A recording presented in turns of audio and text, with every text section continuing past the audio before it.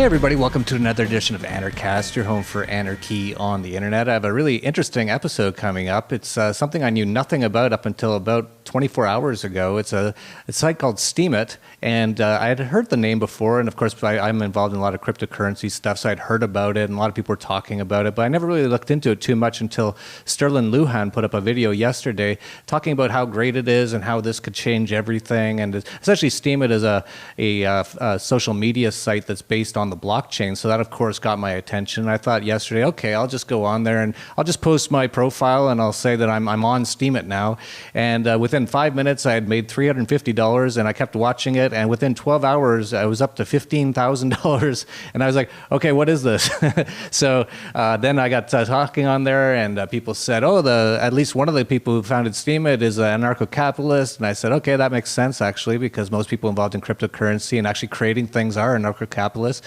And so I got a hold of them. So I've got Dan Larimer and Ned Scott coming in from Virginia. They're the founders of Steemit, and they're going to tell us all about it. I've got as many questions as you guys probably do about it, especially after making $15,000 in 12 hours yesterday. I'm like, this is interesting. I also know a lot of other people have mentioned to me that they've been on it for a while and they've been making money posting content on there. I don't understand how it works, and that's why we've got them on. But before we get started, I just want to ask you guys, how did you become an anarchist? Well, about around 2006, I started challenging everything I'd learned growing up, and that's when I discovered Ron Paul, and I started down the slippery slope toward complete voluntarism. About 4 or 5 years ago, I came up with a mission statement in my life to find free market solutions for securing life, liberty, and property, because I really believe that the free market has to provide security against those things, and it has to be so effective that it can make governments by force irrelevant. I also believe that those are highly valuable things. So I try to use innovation, economic incentives to help people work together to secure those things. And it's been a long road that eventually led to the creation of Steemit. Yeah, and I know you were telling me earlier that you have been around cryptocurrency since the beginning. I think you were even talking with Satoshi at one point over the internet. You were involved in the founding of BitShares, which actually I'd like to get into a little bit later. But I really want to focus mostly on Steemit at this moment in time. Ned, how did you become an anarchist or voluntarist? So yeah, it wasn't too long ago. I think 2013, I discovered Bitcoin. And Bitcoin was my red pill. Was it the red pill or the blue pill? But you know, I really woke up there, and it actually wasn't too much later that I actually started reading, you know, some of the work that Dan was putting out. And don't tell him, but he's been a major influence. And you know, he's sitting right beside you, just so you know. So he probably heard that. I guess you know. So. Yeah, it's been a great you know, journey, you know, having my eyes opened and you know, yeah, becoming a voluntarist. I feel much happier in life, you know, understanding you know, the balance of the forces around us, and I feel like, you know, it's easier to see those things, you know, once you go down the road and become a voluntarist. That's great. Glad to have you both on board. And so let's get right into Steemit. As I mentioned, I didn't know a lot about it. There's a ton of questions about it all over the internet, especially since I went on and I made all this money just making one post, and then everyone's asking questions. Some people are like, this is a scam, all kinds of stuff. And I have no idea how any of it all works, but it's actually fascinating from what I've just looked into in the last 24 hours. So let's just start with, where did you get the idea for it, and when did you start it? I've been working on BitShares for the past several years. I started that in 2013. And through that experience, I learned a lot of things about cryptocurrencies, funding things, building communities. And one of the biggest challenges that we recognize is very hard to reward or distribute funds to people. We had a voting system that allowed you to directly vote on proposals to fund, and that didn't work. There's just too much centralization in terms of not everyone can focus on everything all the time. So we really looked into it, and we there was a moment, and Dan really, you know, he you know, took the idea of BitShares, which was the whole decentralized exchange thing, which was an idea that you know, we got into as we saw Mt. Gox and other exchanges in the Bitcoin industry start to go under. And so people were looking at these things and saying, is this a weakness in the industry? And Dan answered that and said, well, we can build something stronger. And so, like he said, there was a long learning process there. But at the end of last year, we started looking at other ideas, and Dan started writing about the idea of mutual aid society and microinsurance on the blockchain. We were basically asking the question, how can we empower people to be able to help each other across this blockchain medium, peer-to-peer? And what we came to was the realization that there needs to be a forum, there needs to be a place where people can and portray their problems to other people. And once that realization was there, and we knew there would be immutability of these stories. There's also the question of how do we get the best stuff to rise to the top so that the important stuff is seen and responded to. And Dan's brilliance came up with the idea of, well, let's pay them to post and vote. And before long, it's I think we I think he nailed it. I was trying to solve the mutual aid society problem. And that just means how do you do distributed judging, subjective things. And Steemit is really the minimal viable product. It's a simplification of something that was being required to do mutual aid that we thought, hey, this could actually have value all on its own. If you can figure out what insurance claims to pay out, or maybe we can figure out which content to reward. And then we realized that that blogging could be the new mining. That value is subjective, but we can distribute subjective distributions. So when you look at what Steemit is, it's a way of having a large number of people, millions of people, collectively work together to distribute the mining rewards that currently get distributed to Bitcoin miners. That sums it up in a nutshell. Yeah, it's absolutely fascinating concept, and it's actually working right now. So that's interesting. So it's not just a concept; it's actually been put into. I know it's still in beta mode, but it's actually up and working right now. And I guess let's start. Well, first thing I just want to ask is this what would you call this? Because I heard a lot of people saying this is sort of like a Facebook on the blockchain, but when I went on, it looked more like Reddit on the blockchain. How would you describe it? It's a hybrid between Facebook, Reddit, and Medium on the blockchain. It has the incentive structure causes it to be unique from all of the above, whereas on Reddit you might share a link.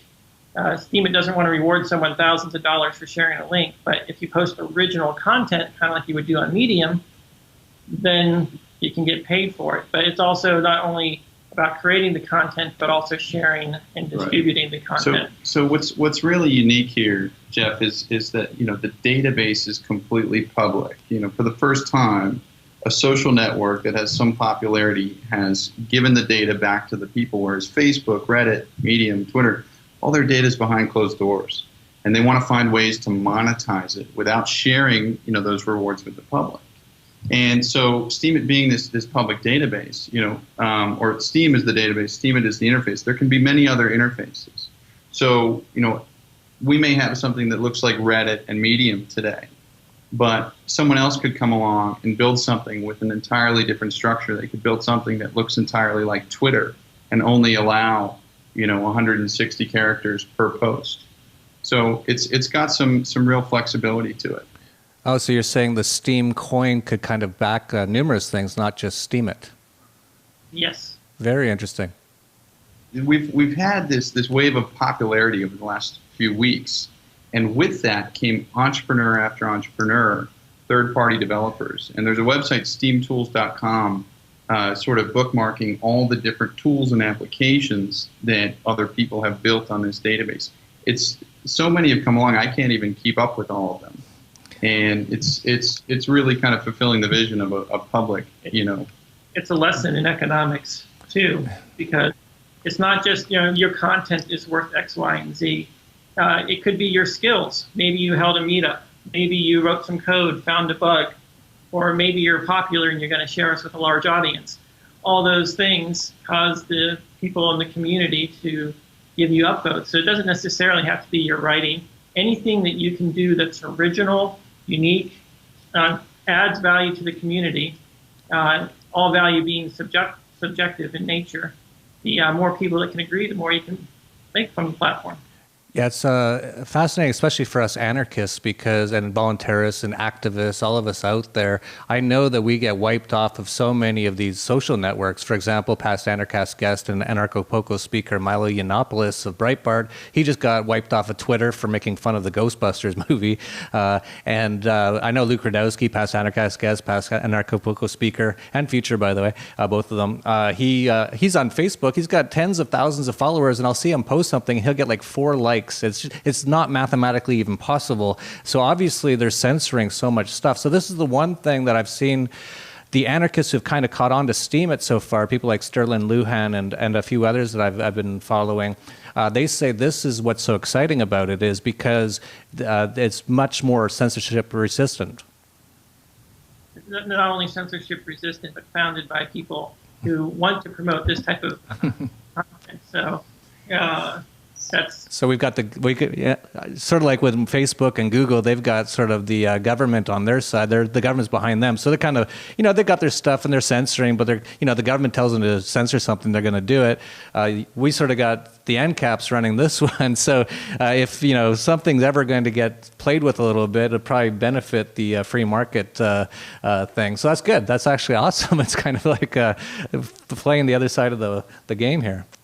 You can think of Steemit as a sort of alternative voluntary government where you have participatory budgeting. Every person contributes to the community in some way. They share what they've done with the community, and they get rewarded for their contributions. And our premise is everyone who brings value to the pie should get a share of the pie. And everyone increases it. So when you come on board and you start sharing your people, you're adding value. So you got $15,000 worth of Steem, and by joining the community, because you bring a lot of value to the community, and everyone brings value. And once you're part of the community, you get to say over what's bringing value to the community. And so everyone gets rewarded proportional to their contribution, which is, of course, all very subjective, but it's not centralized. You don't elect people that then decide what the budget's going to be and where the money's going to go. Even someone with relatively small stake can allocate parts of the budget to people. Yeah, absolutely fascinating. Let's get into a bit of the technical stuff. This is where I have a hard time wrapping my head around it. So there's a Steem dollar, there's a Steem Power coin, I think. I'll let you explain. Obviously, I don't even know what I'm talking about, but I've just found I'm trying to figure out what these things even are at this point. First, let me just ask you, so you've got your own blockchain, I assume. This isn't going on the Bitcoin blockchain. So I know Bitcoin has thousands or tens or hundreds of thousands of computers around the world running the software, the mining it to keep the blockchain going. So how is Steem doing that? Well, we've got probably thousands of computers, haven't counted them, running around the world. Each of them, you can mine Steem as well, but the consensus algorithm is a hybrid proof of stake, proof of mining.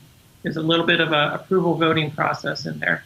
But fundamentally, our blockchain is based on the same technology as BitShares with some major innovations. Your transactions are irreversible after 40 seconds, with 99% irreversible within just 3 seconds. So it's very fast, and there are no transaction fees on our network.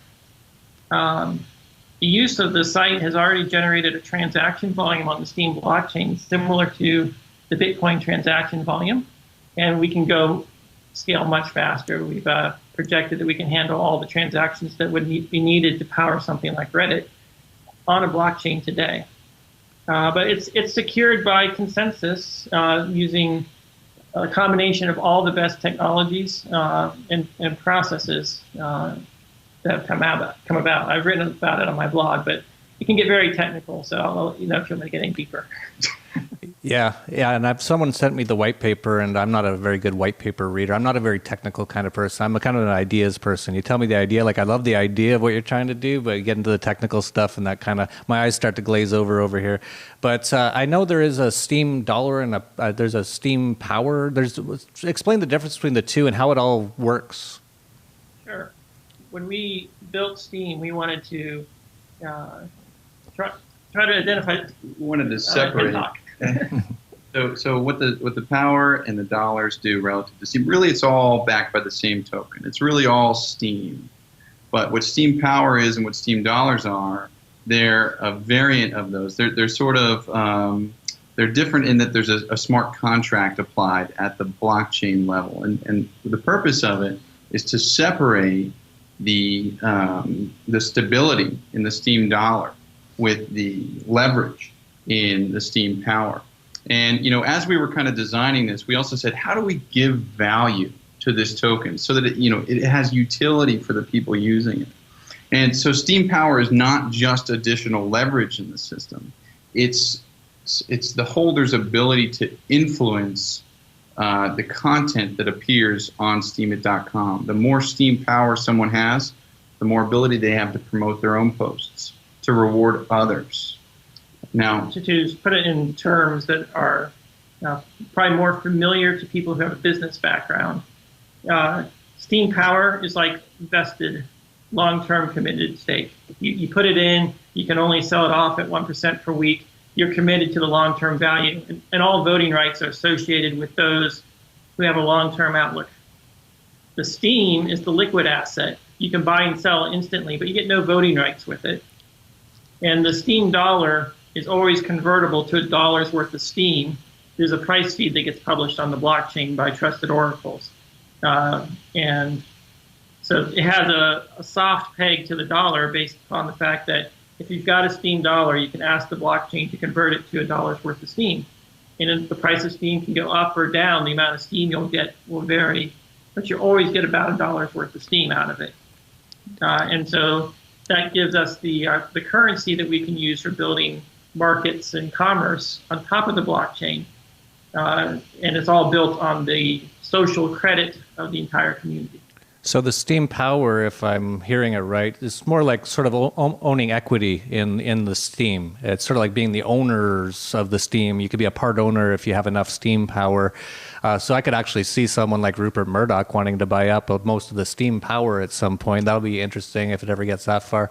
But the Steem dollar, I'm confused about how you keep it pegged to a value of around $1 per Steem dollar. How is that possible?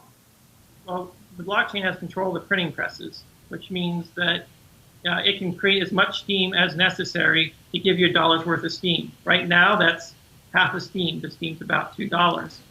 But it could be 2 Steem, it could be a quarter of a Steem, depending on which way the price goes. But you're protected against the price movement, but you also don't get the ups and downs. Exposure, right? So as long as you trust the people who are producing the price feed, which is a median of 19 different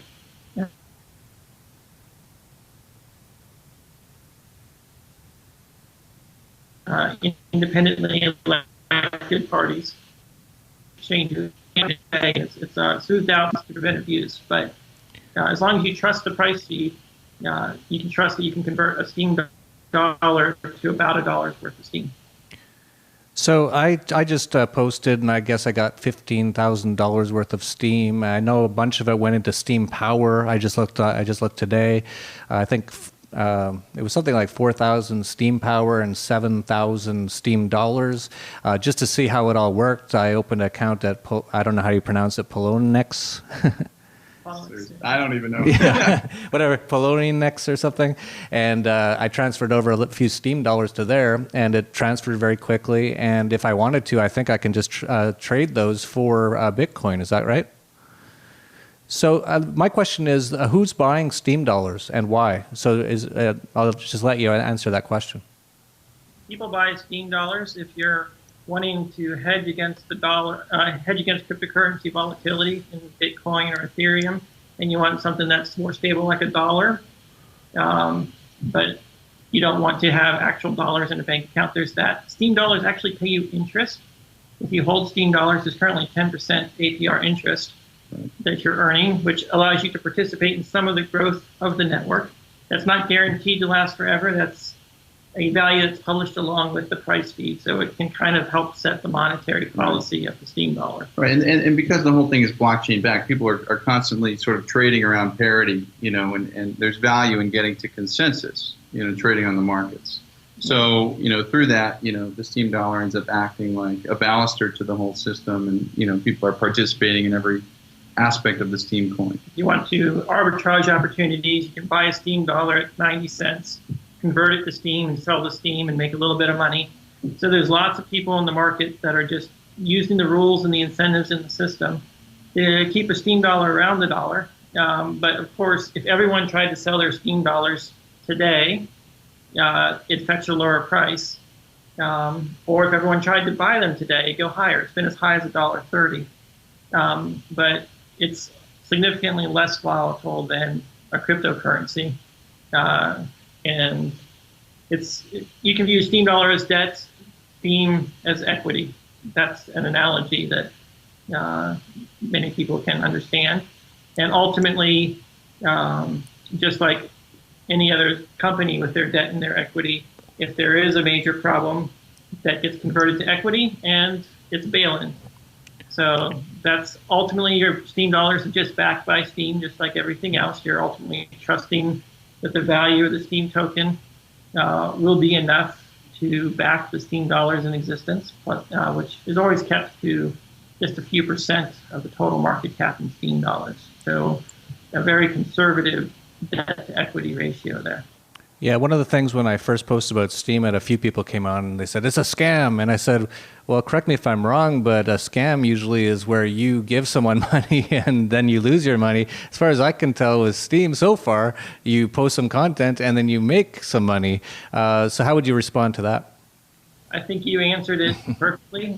Usually I take whatever argument that they use to call us a scam. I replace Steem with Bitcoin, and it's usually the same rationale. People. Yeah, well, there's people out there who even call Bitcoin a scam. So yeah, people just call things scams all the time. Yes, yeah, exactly. So basically, the big scam is the Federal Reserve. Absolutely. Well, and the whole thing here is transparent. It's got all the benefits of being a blockchain and being like Bitcoin. So people can come and audit the code. They can look at all the history on the blockchain. There's nothing hidden from anyone in the system. You can view it like a whole bunch of people getting together to form a startup that has no money, and they just issue shares to everyone who does everything for the startup. And if it has value, it has value. If it doesn't, it doesn't. But the main thing is everyone's contribution has been accounted for. And that's how you bootstrap an economy. We sat down and we said, how would you bootstrap a cryptocurrency in a third world country with no money? Every other cryptocurrency out there is asking you, put in your money first and hope it goes up, hope you can get a buyer. And we say, no, bring your time, bring your energy, bring your attention, because that has value too. And we'll give you a stake in exchange for that. And then we're growing. But other than that, the economics of the system are identical to all the other cryptocurrencies in terms of where the value comes from. Yes, there needs to be a buyer tomorrow, the same as any other good or service or company or stock. You're speculating that someone will want it in the future. Very interesting. And I know a lot of people who get Steem dollars from posting content, a lot of them are say, you should definitely power up. I don't fully understand why I would want to do that. What would you say to someone who wants to take their Steem dollars and put them into Steem Power? Well, the system will reward you for being a long-term holder. So one of the things we recognize, is that in crypto, when people come to support a project, they really want to be, they want to have a long-term interest. Bitcoiners want to have a long-term interest. But on the same side of the coin, there's a group of people who say that speculation is the killer application in cryptocurrency. So we kind of looked through that and we said, people want to be long-term. Let's reward them for being long-term. And so Steem Power does that. When you hold Steem Power, you're actually rewarded with Steem just for holding.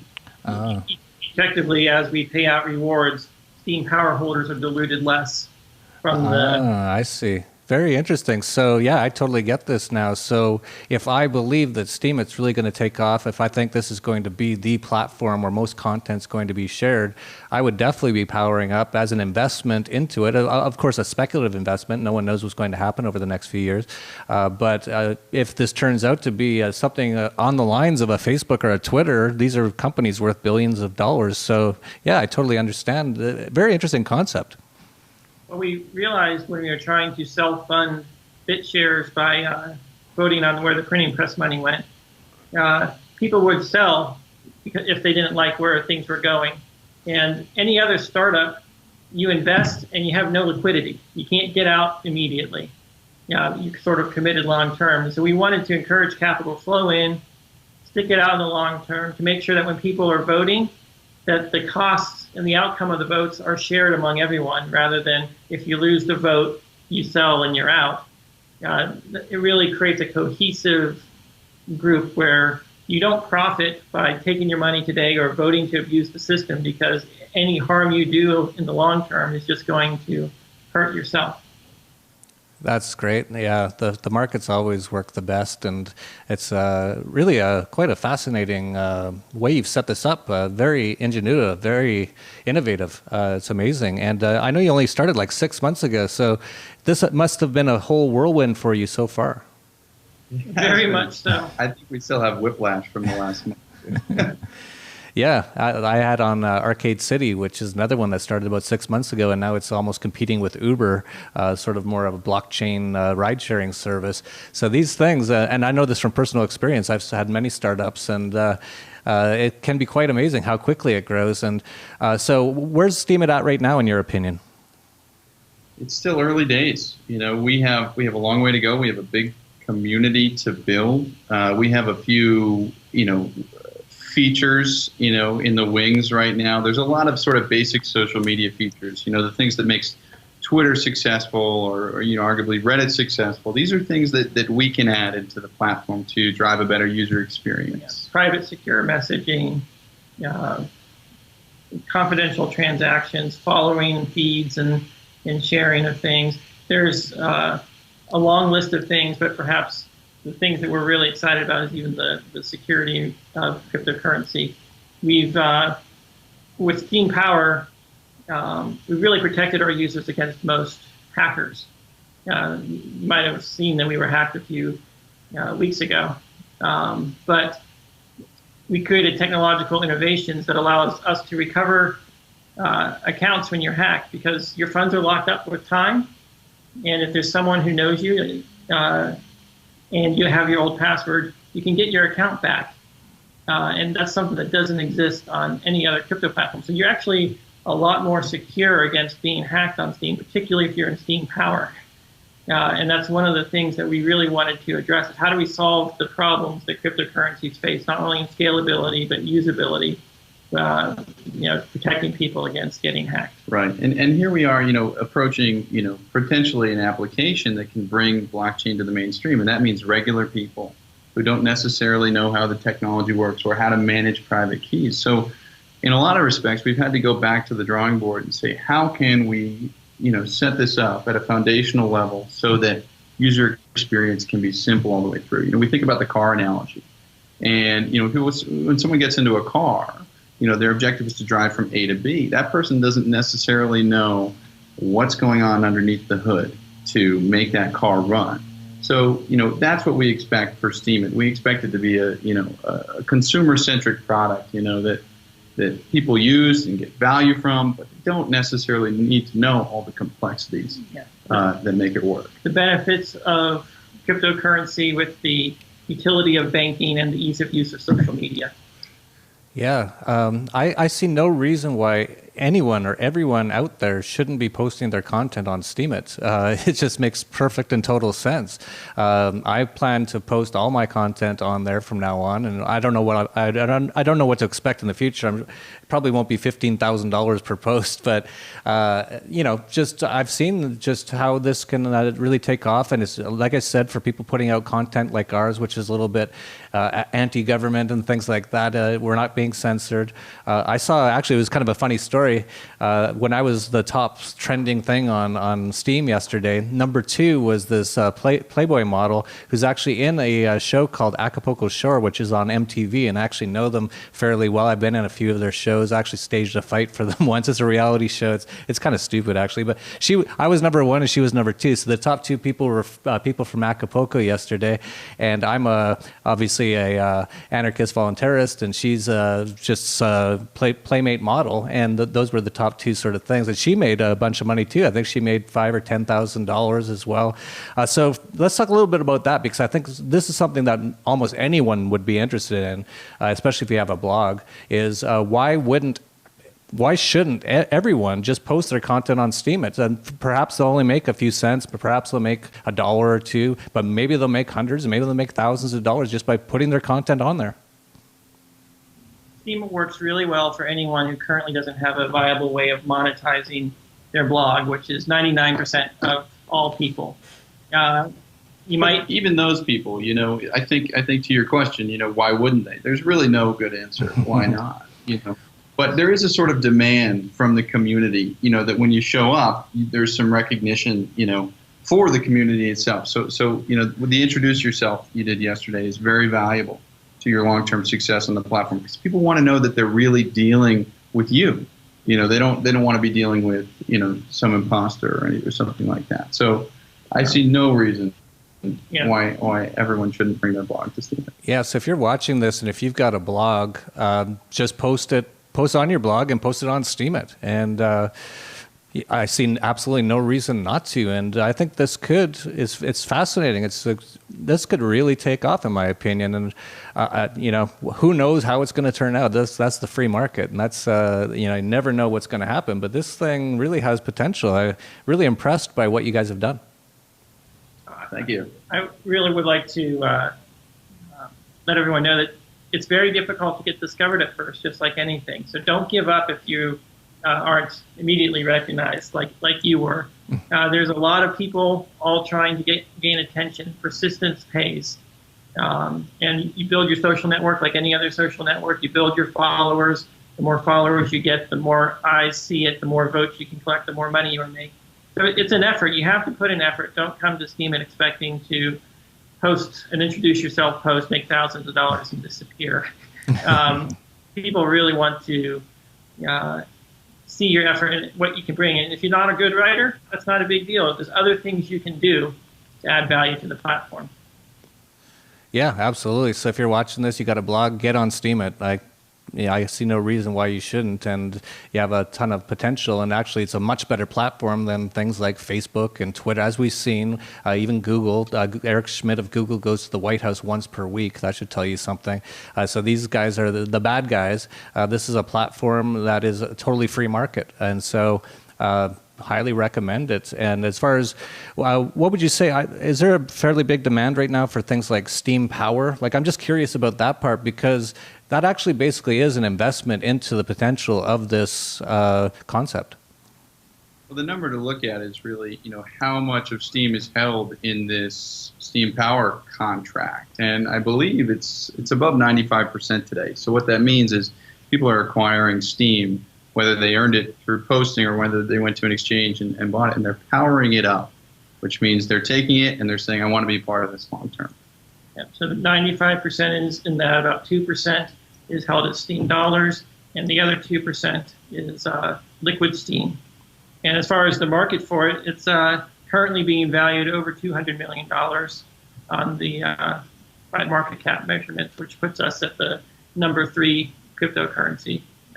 At least for the past several weeks it has been. Wow, that's absolutely amazing in only 6 months. That's great. Yeah, really impressed.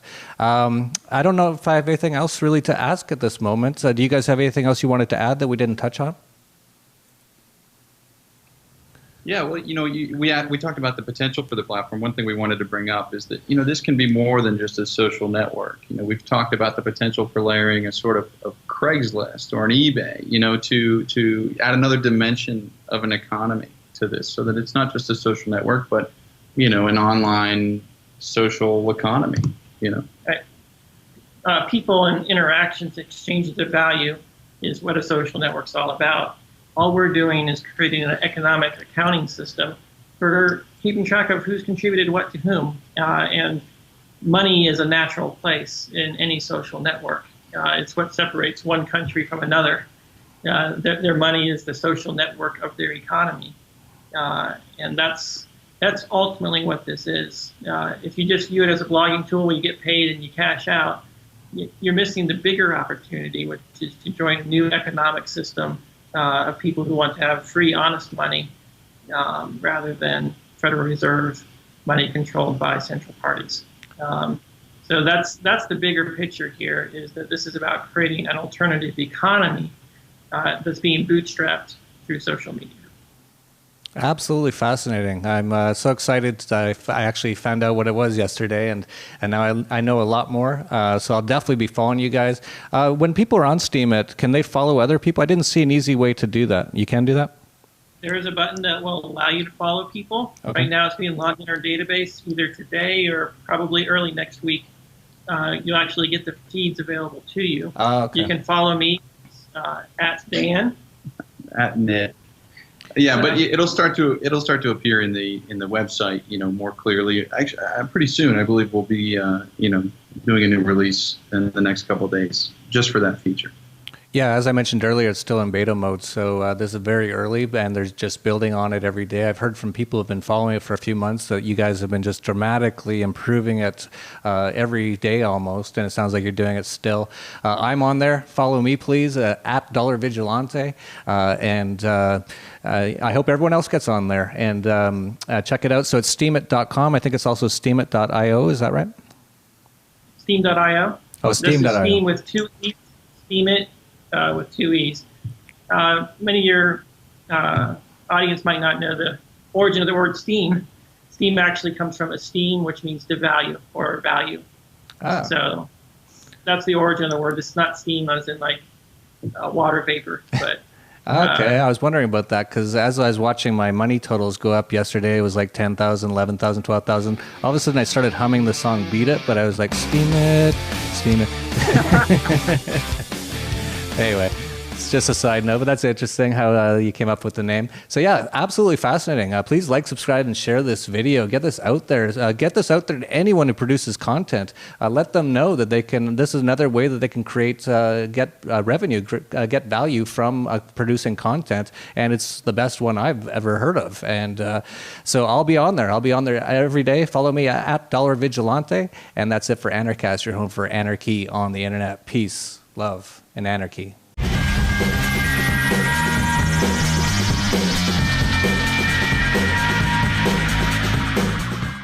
And I remember during the episode it was happening, I had already had these thoughts about how much bullshit the war on drugs were.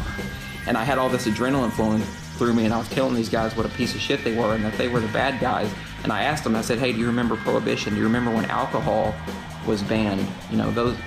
You're essentially those same cops who were in the wrong now invading me and wanting to kidnap me and take me to a cage.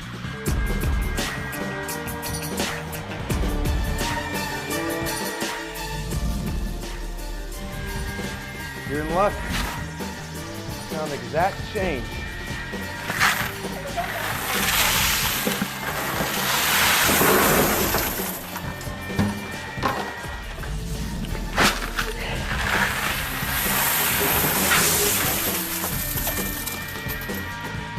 Y'all can mail me the receipt too.